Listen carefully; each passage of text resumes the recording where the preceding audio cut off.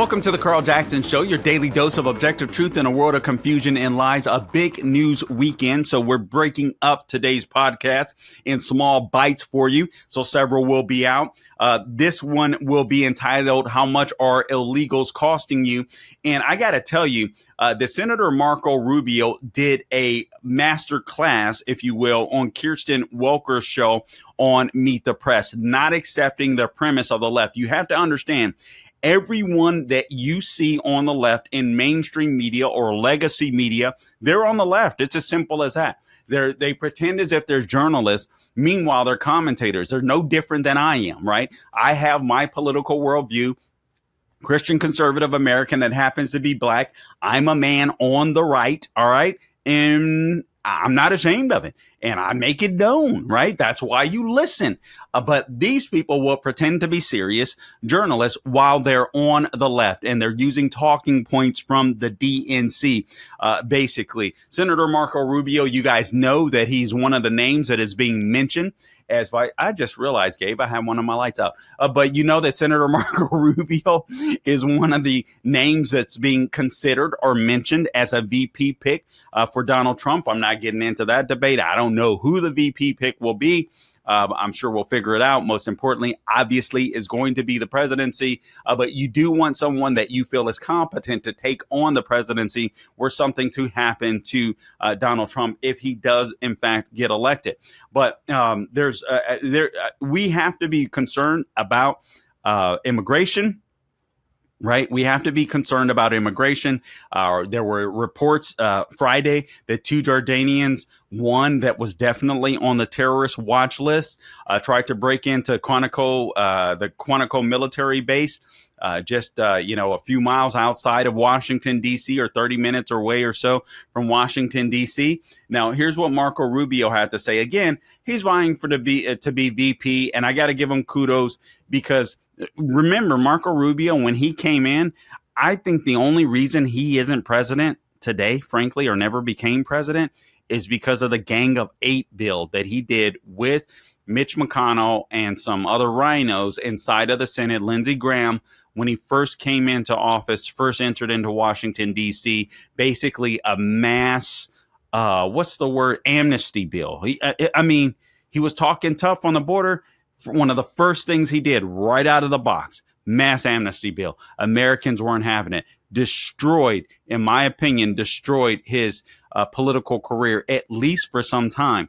What he has on his side, I give him this. He is one of the best. Whether you agree with his policies or not, he's one of the best of flipping liberal narratives back on liberals.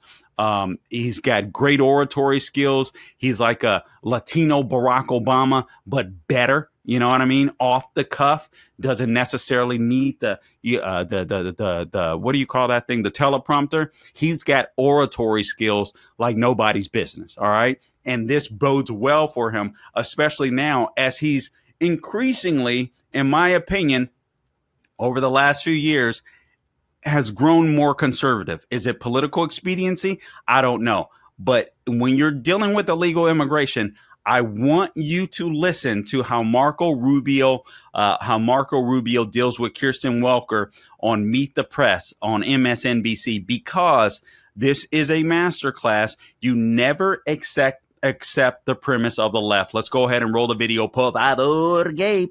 To immigration, if reelected, Donald Trump has said he's willing to build migrant detention camps and deploy the U.S. military to deport the more than 11 million undocumented immigrants in this country. It would be the largest deportation operation in American history. Do you support that plan? 11 million. That's an outdated. That was the number 10 years ago. We're talking upwards of 20, 25, maybe 30 million. Well, there's been almost 10. Gabe, stop the tape. I love this. I'm sorry. I love this. Right off the bat, I didn't intend to stop here, but I love what he did. All right. So he will hardly ever, right, get in front of a liberal audience. There may be some people out there listening to Kirsten Welker that might be liberals, but not necessarily leftists. And they keep hearing this number, 10, 11 million people, as if this is a number they've been saying for 20 years, 10, 11, 12 million illegal aliens inside of the country. They've been saying that for 20 years, literally, at least. I remember under George W. Bush administration, we know that there are numbers upward estimates of 15 million illegals that have entered the United States just since Biden has been in the White House, including the gotaways, right? That don't come through the ports of entry. So right away, he shares those numbers. So people who may not be inclined or care about illegal immigration might say, whoa, I didn't, they might be hearing this stuff for the first time. They don't realize how bad the borders are because MSNBC aren't running video. CNN aren't running video. CBS, NBC aren't running video of how badly, or NPR aren't talking about how bad things are on the border. All right, let's go ahead and continue. I'm sorry. Million people that have entered this country unlawfully in the last 3 years. To the question, would you support it? The number varies big time. I mean, it's another 9 to 10 million people just in the last 3 years. The answer to your question is yes. We cannot absorb 25, 30 million people who entered this country illegally. They're here illegally. What country on earth would tolerate that? We don't even know who most of these people are. They talk about vetting them with what? They're coming from nations that don't even have document systems in many cases. Yes, we are going to have to do something, unfortunately. We're going to have to do something dramatic to remove people from this country that are here illegally, especially people we know nothing about. But 10 million, 11 million, that was the number 15 years ago. Today, it's upwards of probably 25 to 30 million, maybe more. Senator, here's what you said about Donald Trump's mass deportations proposals in 2016. Take a look.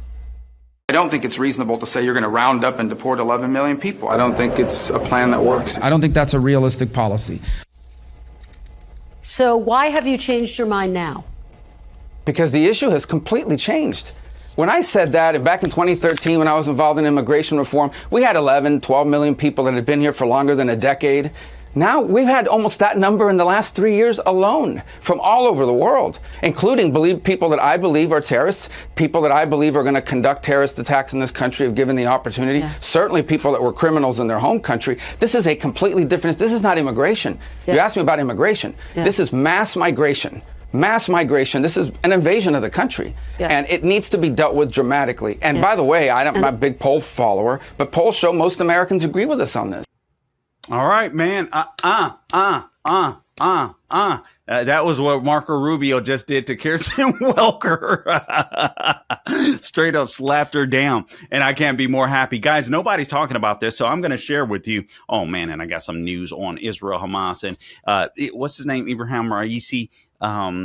It was either his helicopter crashed or was shot down because the Ayatollah wants to promote his son in that position. I don't know which is true. Either way, that fool met Jesus the other day, and I suspect that meeting didn't go so well.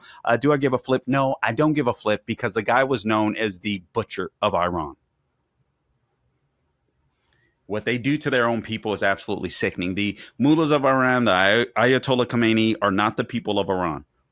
I go to some of these X spaces now. I listen to some Iranians that happen to be in America, and they do not support the leadership at all of Iran. Those people are totalitarian dictators that will kill you and slice you at the drop of a dime out there. And so, yeah, no remorse.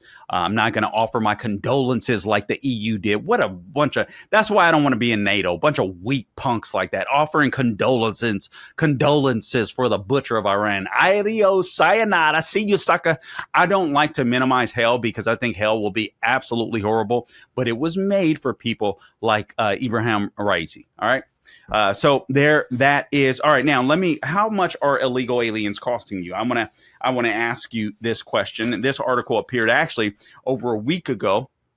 But as far as I know, this is something that's still being contemplated in the House by the House GOP. And it is legislation that is going to prevent illegals from voting in elections.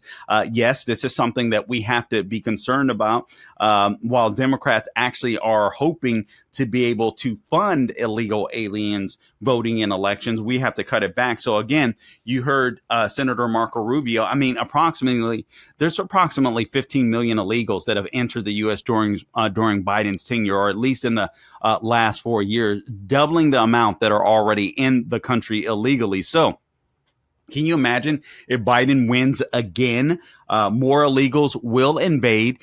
They will continue to, I suspect, at least double in number, if not triple, because I think the left would do absolutely everything they can to bring in more illegals, because they want to change the culture of the United States and want to change the demographics. They want more. Representation. The Democrat Party does in the House of Representatives and the Senate. And what you do is, that's why they don't want to change the census. They want to make sure that illegals are are counted in the census rather than just American citizens. And all of this stuff has to stop. A lot of people started waking up to this illegal immigration problem when Laken Riley, the young, beautiful lady at the University of Georgia, the student there that was murdered by an illegal alien while she was out jogging. Not only that, the fentanyl overdoses that are continuing to impact different parts of the United States, with nearly 100,000 Americans dying annually of the fentanyl crisis that's being sent into this country by China and the Mexican cartel. So Americans are starting to recognize the impact of the border. All right, but here's something that the headlines won't tell you. How much is this burden costing you? Right? We know that, listen, I can go out now, I'll drive out of my neighborhood, and I can see young ladies and sometimes men that are obviously just crossed the border. I mean, I'm just being real. You can tell, and they're trying to sell flowers. They're selling different things like I used to see in LA. You drive off some freeway exits and you would see more than likely illegal aliens that were selling fruit and all this kind of. Now you're starting to see that stuff here in Florida, and we got a pretty tough governor, but the Biden administration is shipping them in. So how much is the burden on you, on the American citizens? How much are taxpayers paying for illegals? Well, I got some stats from the Federation for American Immigration Reform. So now they say that U.S. taxpayers are paying out at least $150.7 billion annually for illegal aliens. That's a figure greater than the annual GDP of 15 states. All right. So 150.7 billion every year that we're shelling out for illegal aliens. Are you kidding me? That's bigger than the GDP of 15 states, and equivalent to more than 1.5 trillion over a 10-year budget window. So we know that it'll be even more. But how much are the illegal aliens costing you? Gabe, you got an extra $956 laying around during Biden inflation that you can just throw out the window. Yeah, that's how much the illegal aliens are costing you. Each illegal alien costs a U.S. taxpayer $8,776 a year. That means that each U.S. taxpayer is on the hook for about $956 every year. In liberal states, the cost is much more. In California, the cost is $7,074. In Massachusetts, the cost is nearly $7,400. In Hawaii, the cost is nearly $9,200. The tax is, but listen, Carl, you can't call out the illegal aliens because they pay their fair share. They go out and work and they pay into the system. Oh, really? All right. So the taxes illegal pay only cover about 17.2% of the cost that they actually create. So no, they're not paying their fair share. They're paying 1/5. If that, quite frankly, the costs come from welfare programs that illegals get that U.S. born and compared to U.S. born children. All right. So our U.S. born children, I'm sorry, the costs come from welfare programs that illegals U.S. born children. So illegals will come into America. They'll invade America. They'll drop some babies. And then a lot of those babies they'll get welfare benefits as a result of that. Listen to this stat, 59%. Again, from Federation for American Immigration Reform, 59% of illegal immigrants' households use one or more welfare programs. So 59% of illegal immigrant households use one or more welfare programs. You know how many U.S. born citizens, U.S. born households use welfare programs? 39%. Now that's high. It's not 59%. So the left is bribing their voters, their new voters. That's exactly what they want. Man, it's unbelievable. The benefits and costs, according to FAIR, is each year illegal aliens with U.S. born children receive about $5.8 billion in food stamps, $1.6 billion from the Department of Agriculture's Food and Nutrition, $1.4 billion from TAM, $1 billion from the WIC program. And then you got education. The children of illegal aliens whom qualify for special programs for children who don't speak English as their first language cost the education system about $73 billion a year. The populations of illegal aliens coming in across the southern border are overwhelmingly a net drain on local resources. Then you got medical care. The total cost of just improper Medicaid payments to illegal aliens is an estimated $8 billion annually. You get to pay that. Shouldn't that be reserved for American citizens? I mean, as of March, 6 states also offer fully state-funded coverage to eligible residents regardless of immigration status. So you can break into the country, right? You can get benefits that American taxpayers pay for. And then you have the justice system. States are now spending about $3 billion, $3.1 annually on border security, while the federal government spends $1.6 billion per year on incarcerated illegal aliens. And then you have the problems with assimilation. Too many of the illegals coming in aren't assimilating because they aren't asked to assimilate because they're breaking in. All right, so the best that we can do, we at least need a temporary pause, a moratorium on illegal immigration because things aren't going to get better. Just for the sake of time, I'm not going to have time to go into another short podcast that I wanted to do, but I want to bring you some headlines. Joe Biden was lying. I'll break this down tomorrow, and I'll break it down on Tatum's show tonight. So Joe Biden was lying when he promised intelligence to Israel in exchange for saving Hamas. He was trying to help Hamas, so he lied to Israel about intelligence he had on tunnels and where leaders were in the tunnels. IDF discovers 700 tunnel shafts in Rafah, including 50 that cross into Egypt. You guys hear about that? And then we know the Jordanians tried to infiltrate a U.S. military base in Virginia. Both of them came through the southern border. One of them was on the terror watch list. It's as if they were doing a dry run for ISIS. That's who they were associated with. Woo! Guys, listen. God almighty. This is insane. All I can say is the Biden administration is literally trying to bankrupt you. So let me give you some good news. Let me just share with you how you can protect your resources, because you're going to have to do that. The Biden administration, they're trying to bankrupt you. They are trying to bankrupt you. All right. So at the very heart of our democracy, this from Wealth Protection Report lies a principle that we hold sacred. It's called free speech. It's the cornerstone that supports every freedom that we cherish, allowing ideas to flourish, debates to ignite, and progress to be made. Without it, our pursuit of liberty, our ability to challenge, and our capacity to innovate would be severely constrained. Yet in today's digital age, the very platform that should democratize information is being used to narrow the spectrum of ideas that we're exposed to. Important discussions about our wealth, our rights, and our future are being systematically silenced or overshadowed in mainstream narratives, leaving many feeling voiceless in conversations that are crucial to our financial independence and our security. This is where Wealth Protection Research steps in. They're armed with a mission that's never been more critical. Wealth Protection Research is not a financial advisory firm. They are defenders of free speech. They're committed to giving a voice to the silence in an era where dialogues about retirement, investments, and economic freedoms are increasingly censored. Wealth Protection Research is focused on ensuring that diverse, controversial, and revolutionary ideas have a platform.